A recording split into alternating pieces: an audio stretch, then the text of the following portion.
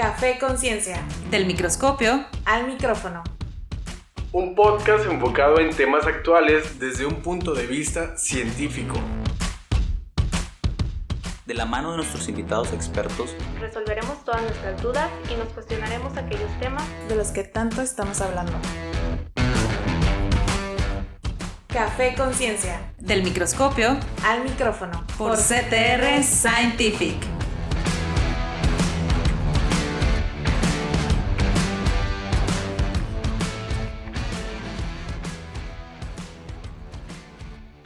Hola, bienvenidos a todos a Café Conciencia.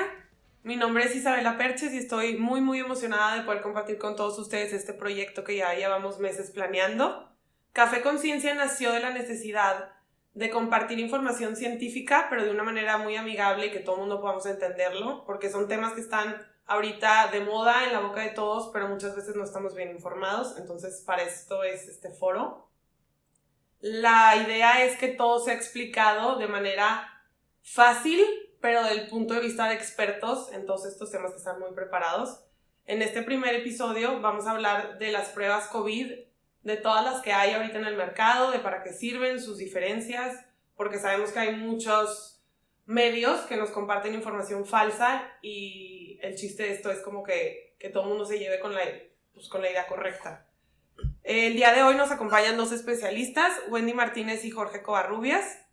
Ambos están enfocados en el sector clínico y de diagnóstico con las diferentes pruebas para detectar enfermedades aquí en CTR Scientific. Wendy está especializada en serología y biología molecular en la división de diagnóstico clínico, principalmente en el mercado de gobierno. Y Jorge está encargado de las pruebas rápidas, o también conocidas las pruebas point of care, para el diagnóstico de enfermedades infecciosas como COVID, influenza, VIH, sífilis, entre otras cosas. Bienvenidos a los dos, gracias por estar aquí. Muchas gracias. Hola, muchas gracias. ¿Cómo están? Muy bien. Muy bien. Muchas gracias por considerarnos para este primer podcast. Oigan, quisiera empezar ya con el tema que todo el mundo está esperando, que son las pruebas COVID. Quiero que me platiquen cuáles hay, las diferencias, todo. Empecemos como que con la importante y la grande, que es la PCR. Bueno, para platicarles un poquito y de una forma como más que pueda ser entendible para todos, la PCR es una técnica de biología molecular que consiste en amplificar un fragmento de ADN y a partir de él generar diversas copias o millones de copias a partir de ese fragmento. Entonces, la PCR nos va a ayudar a amplificar cierta región y pues transformar en muchísimas más para que pueda ser detectada, para poder ser detectada. Eso es básicamente lo que es la PCR. Y tú estás encargada de pruebas de PCR. Sí, exactamente.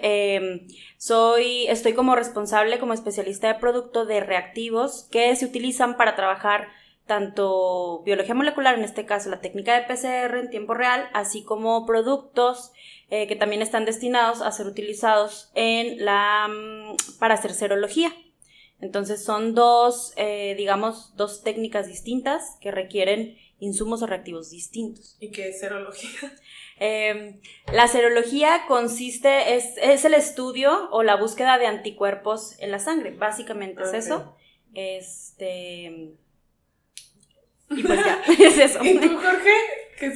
Platícame un poquito más de las pruebas rápidas, la diferencia que hay entre esta y la PCR. Bueno, las pruebas rápidas son literal como una prueba de embarazo, así en un cartuchito de plástico, tú pones la muestra, en este caso puede ser sangre, puede ser muestras nasales o nasofaringeas y podemos detectar alguna enfermedad. Hay muchas pruebas rápidas, como te digo, hay de embarazo, hay de influenza, de dengue, pero en este caso de COVID hay dos tipos de pruebas rápidas, que son de anticuerpos, como las que mencionaba Wendy, que son serológicas, pero que en 15 minutos te dan un resultado, y están las pruebas de antígeno, que son no iguales, pero similares un poquito como si fuera casi una prueba confirmatoria como las PCR, pero que igual, que en 15-20 minutos te dan un resultado. Ok, pero si ahorita yo convivo con alguien, por ejemplo, y mañana me dice que está positivo, ¿cuál me hago? Ninguna. ¿Cómo que ninguna? Sí, porque hay tiempos para cualquier enfermedad o cualquier infección. Por ejemplo, en el caso de COVID, si tú conviviste con alguien que está positivo y dices, mañana me quiero hacer la prueba para saber si yo también lo infecté, no se puede, porque el virus tarda o debe tener un tiempo en lo que se incuba en el cuerpo, se multiplica y puede ser detectable. Okay. Esto tarda alrededor de unos 4 hasta 7 días en lo que podamos detectarlo. Entonces es una semana prácticamente en la que no podemos saber si estás infectado o no. Pero con ninguna de las dos, o sea, ni la PCR ni la rápida me sirve hacérmela al día siguiente. Ninguna. No. En todas requiere un tiempo de incubación el virus en el organismo. Entonces, como tal, si de acuerdo a los estudios que ya se han realizado y al comportamiento que han visto de la enfermedad, sí recomiendan que sea a partir como dice Jorge, o sea, a partir del 5º día en adelante, poderte hacer una prueba. Va a depender muchísimo también de la clínica del paciente, de la sintomatología, si la persona presenta o no síntomas, etcétera.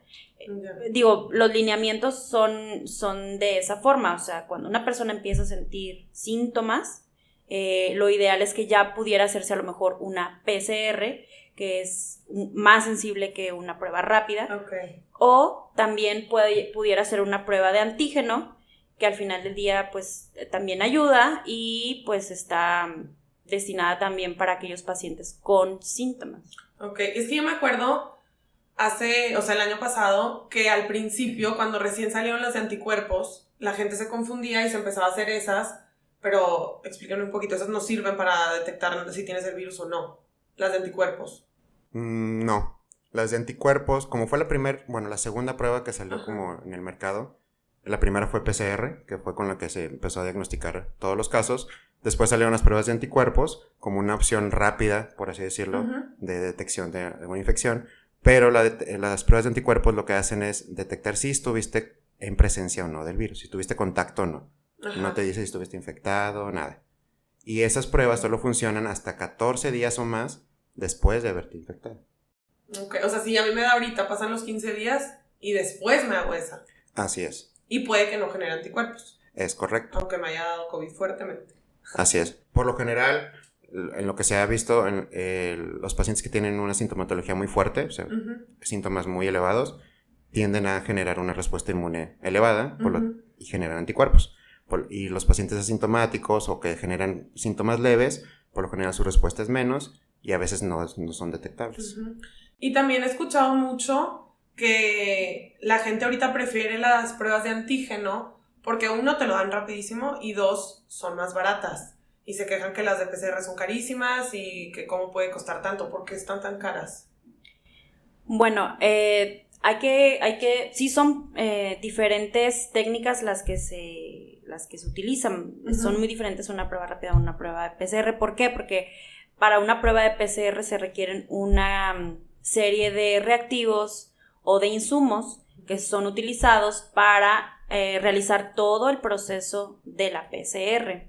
No es una técnica sencilla, requiere también de un laboratorio con una infraestructura ideal para trabajar PCR en tiempo real, porque estamos trabajando con ADN, que es altamente sensible, delicado y muy fácil de poder contaminarse. Entonces requieren de una infraestructura especial, requiere también de personal capacitado para poder trabajar PCR.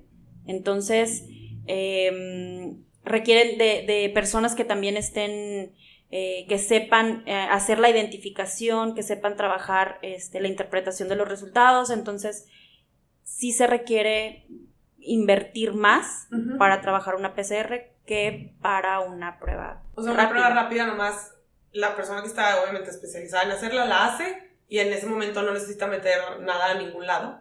O sea, ahí sale directamente en la prueba. Así es. Y la PCR sí tienes que meterla al laboratorio, o sea, es mucho más como, pues... Es un poco más complicada o compleja de realizar. Las pruebas rápidas lo puedes utilizar donde sea. O sea, en un drive-thru, o sea, fuera un carro, en una carpa, donde sea. Y las PCR no. Como dice Wendy, tienes que tener un laboratorio especializado con infraestructura, ciertos equipos, condiciones de ambiente, etcétera, para poder hacerlo. Ok, y ahorita que están bajando un poco más los casos, ¿cuál es la que más se está como utilizando? Actualmente yo creo que la de antígeno se está utilizando más. Uno, por el costo. Sí. Son más económicas y las personas tienen más accesible adquirirla. Y después yo creo que la PCR. aún así, aunque haya bajado un poquito el consumo y que el costo esté un poquito más elevado, la PCR sigue siendo la prueba confirmatoria y es una prueba más sensible todavía que las de antígeno. Entonces, Ok. ¿Y ustedes conocen cuál fue el proceso por la cual pasaron no sé qué país, porque no sé quién le inventó la PCR, pero cómo hicieron una investigación o qué tuvo detrás para poder sacar la primera prueba y que la gente ya empezara a confiar en hacerse eso para detectar la enfermedad? Bueno, como tal, si te refieres a lo que sucedió con esta pandemia, digo, la PCR se inventó hace muchos años, siempre ha existido, bueno, no siempre, pero a partir de que se inventó ha existido como una técnica de biología molecular para, en México, voy a hablar específicamente de nuestro país, pues aquí no se utilizaba mucho la biología molecular para la parte de diagnóstico como tal.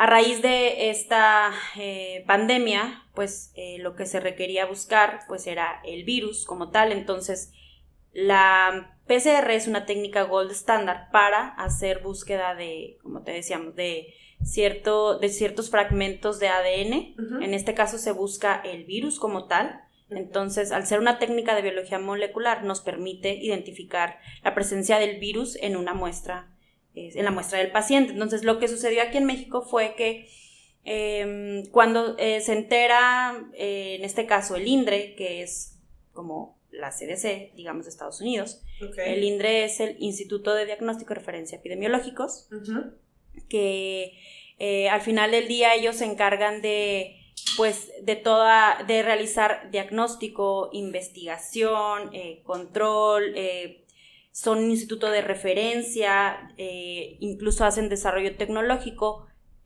precisamente para la vigilancia de enfermedades epidemiológicas, ¿no?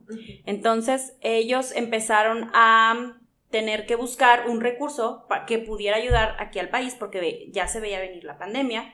Entonces lo que estaba publicado hasta ese momento, que te estoy hablando que fue como entre enero y febrero del 2020, lo único que estaba publicado, lo único que se conocía de ese virus era su secuencia. Se conocía un protocolo que estaba realizado por la OMS, se llama Protocolo de Berlín, y fue con lo que se empezó a trabajar en México. Este protocolo de Berlín no era más que una PCR in-house, una PCR en tiempo real in-house, que yo creo que los que saben un poquito más de PCR tienen un poquito más están más familiarizados con el término. Sí. Entonces, en ese momento trabajan con el protocolo de Berlín, empiezan a hacer todas las adecuaciones para que pudiera estar listo en un momento determinado para cuando ya empezáramos a tener la primera persona detectada aquí en México. Entonces fue un trabajo muy arduo entre enero y marzo aproximadamente.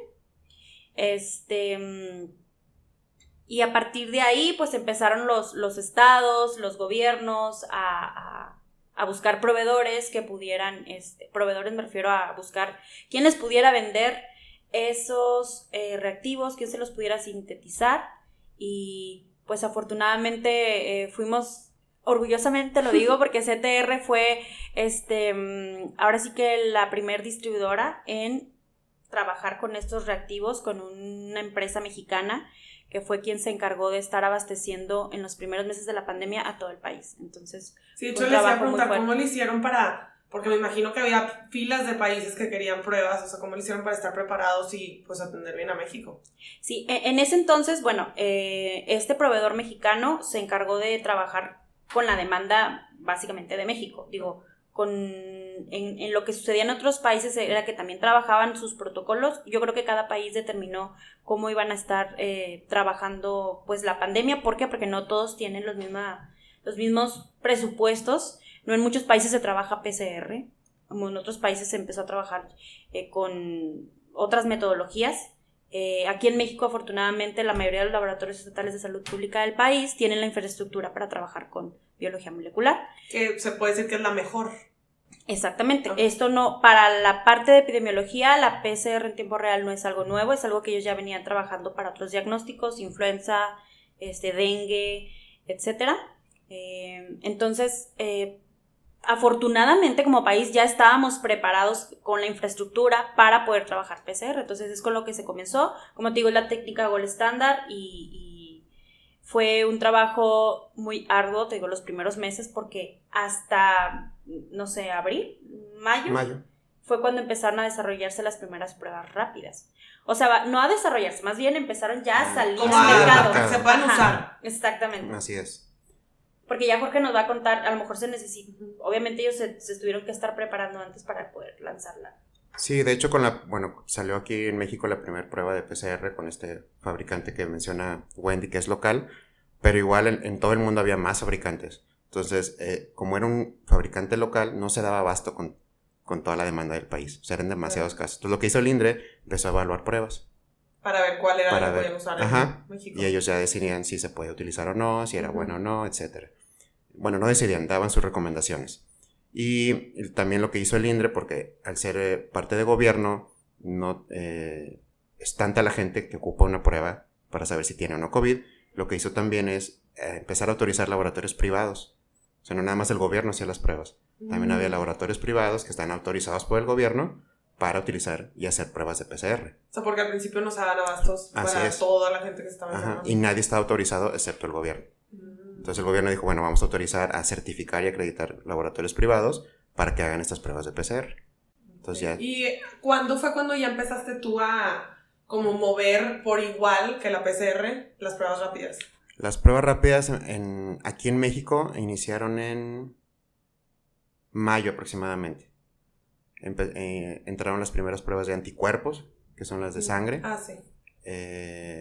Y hubo mucha demanda porque obviamente todo el mundo quería saber en 15 minutos si tenías o no. Como hace rato dijimos, no están diseñadas para eso, pero en el momento de la histeria o de la paranoia se utilizaban para eso. Y ahorita volviendo al tema que dijiste, la prueba rápida, estas no te dicen como no porcentaje, pero el número de cuántos anticuerpos tienes. O sea, tienes que hacerte otro tipo de pruebas. Así es. Hay otras pruebas que ya son cuantitativas, que son las que decías, Wendy, serológicas, que son ELISAs o quimioluminiscencia, otras metodologías más diferentes que ya ocupan de un equipo de laboratorio. O sea, ya tienes que ir al laboratorio, que te saquen sangre. Y ahí te van a decir exactamente cuántas. Aquí nomás te dice si tienes o no. Si tienes o no, exactamente. Y en su experiencia personal, ¿qué creen que venga para el COVID? O sea, así como la influenza, el dengue llegó y también movió toda la tierra y se quedó, ¿ustedes creen que pase lo mismo con el COVID? ¿O qué creen que va a pasar? De su experiencia personal.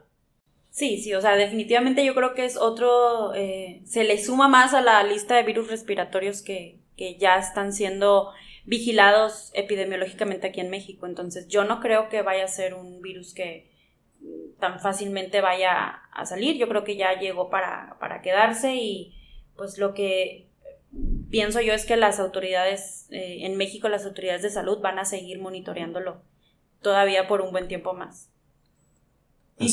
Perdón.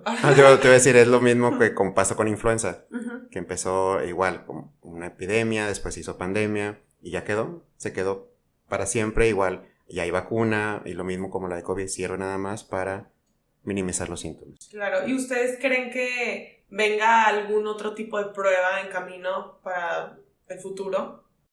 Sí, hay pruebas en desarrollo, todas encaminadas a la detección del virus en sí. Hay pruebas que están saliendo que son para saliva, ¿Y cómo como de antígeno. Es una tubitos donde ¿Es prueba rápida también? Es una prueba rápida, le pones la saliva y en 15-20 minutos te da el resultado. En vez de que te tengan que meter el hisopo hasta Exactamente, cráneo. Así es, ni sangre. Hay otras que son pruebas de PCR o pruebas moleculares, pero que son rápidas, que tú la puedes hacer en un consultorio, donde sea, que no ocupas una infraestructura especial, igual con el hisopo, y en 20 minutos te da un resultado de biología molecular. Sí, claro, siento que conforme van pasando los días, literalmente la gente está encontrando como, pues, maneras menos invasivas, sí, porque mucha gente le saca y, ay, es que me duele y se siente bien feo y, pues, verdad, claro que le van a preferir que, pues, escupo y me sale si tengo o no, ¿verdad? Y, digo, yo sé que no es lo ideal ahorita, pero pensando en futuro, no sé cuántos años, porque, pues, no sabemos cuánto vaya a durar esto, ¿cómo creen que debería de ser como la manera correcta de hacer eventos, aunque sean chiquitos, como la manera correcta de pues, obviamente, divertirte y prevenir contagios? Bueno, Yo lo que creo es que a pesar de, bueno, ahorita ya está el gobierno con toda con toda la parte de vacunación, con todas estas campañas que se están haciendo como por etapas. Esto lo que nos va a ayudar, es bien importante también mencionarlo, la vacuna nos va a ayudar a que si en determinado momento me contagio o me contagio con el virus, la enfermedad sea menos grave, no que ya impida enfermarme. ¿A qué voy con esto de la vacuna? A que, porque para allá vamos con la parte de los eventos, ¿sí? O sea, yo creo que de todas formas hay que estar bien al pendiente de las indicaciones que nos den la Secretaría de Salud, aunque estemos vacunados, tratar de que ser lo más cautelosos posible todavía, seguir usando las medidas de protección que se nos indican, y yo creo que pues ellos nos van a ir dando la pauta para la realización o para ver si ya estamos como que listos para los eventos, para las conglomerados de gente. Sí. O sea, es que yo he escuchado que hay, por ejemplo, bodas que se quieren hacer, que van a poner gente que haga pruebas rápidas afuera. ¿Se les parece buena idea? Pues mira, podría ser como para tranquilidad de la gente o de los organizadores, pero la verdad no te exenta de que vaya a haber infectados o que pueda haber un brote ahí. Por el tiempo de incubación del virus. O sea, puede ser que la persona esté infectada, claro, pero no tenga la suficiente cantidad de virus para detectarse. Y ahí va a salir negativo. Pero puede seguir infectando gente. Y cuando tú te vacunas, puedes infectar gente. O sea, aunque a ti no... O sea, imagínate que yo me vacuno ya, estoy lista. Yo tengo el virus, ¿puedo yo contagiarlos a ustedes? O sea, a mí no me va a dar mal, pero...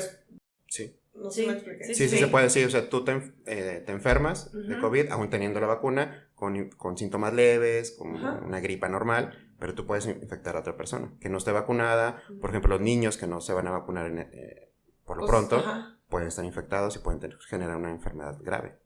Ok. Y, o sea, ¿tienen alguna experiencia personal que hayan vivido durante este año que siento que fue súper caótico para ustedes especialmente, que quieran platicar? Y digo ustedes porque ustedes estuvieron aquí en la punta de todo el virus. Pues, ¿o qué aprendieron? Pues mira, aprendimos que prácticamente ya todo mundo como que tomó conciencia de lo que es el COVID. Con influenza yo creo que no pasó lo mismo. Sí hubo como un poco de histeria y la gente se empezaba a cuidar y todo, aunque pero influenza era más mortal, pero la duración de la pandemia fue menos.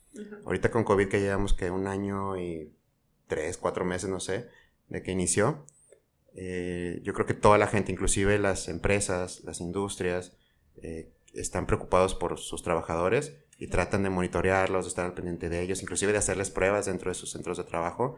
Y eso fue algo interesante de trabajar con las empresas y las industrias, de que tengan ese cuidado con el personal. Sí, porque aparte todavía hay muchos corporativos gigantes que siguen todos en home office, o sea, y aunque sí es igual, o sea, sí puedes trabajar, no es lo mismo.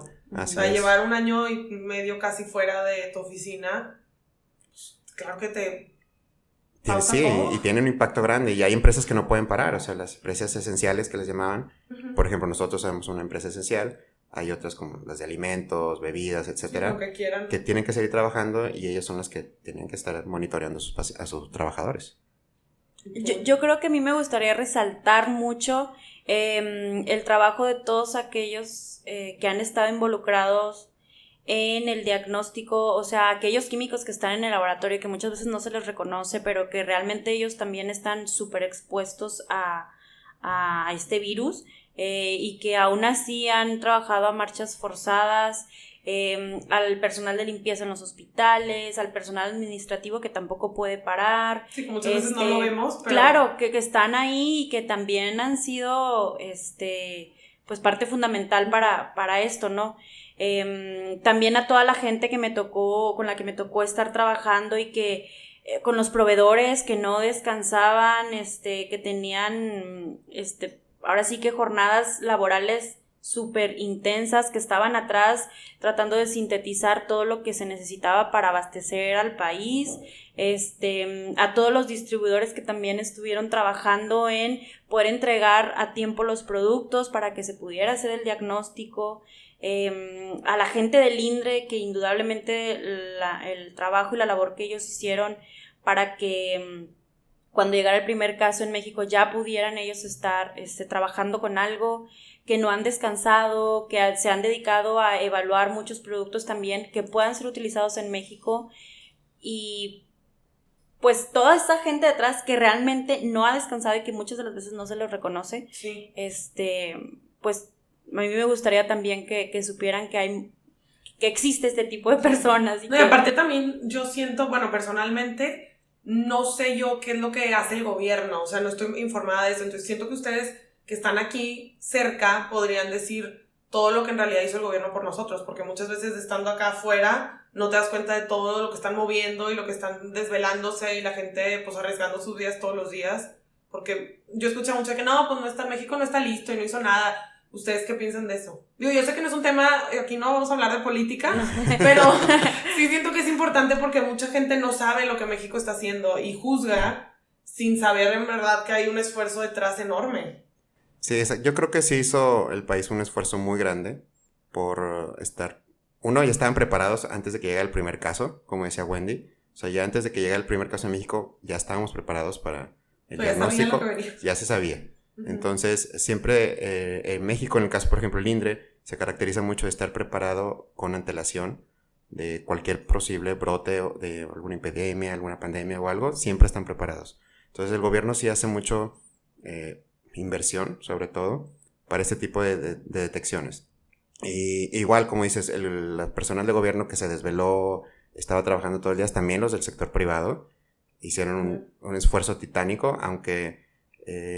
porque mucha gente no iba al gobierno porque es tardado según ellos o no te hacían la prueba porque no traías todos los síntomas, etcétera. Entonces iban a un privado, pagaban un poquito más de dinero, pero tenían un resultado un poquito más rápido. Entonces todas esas personas también hicieron un gran esfuerzo en esta pandemia.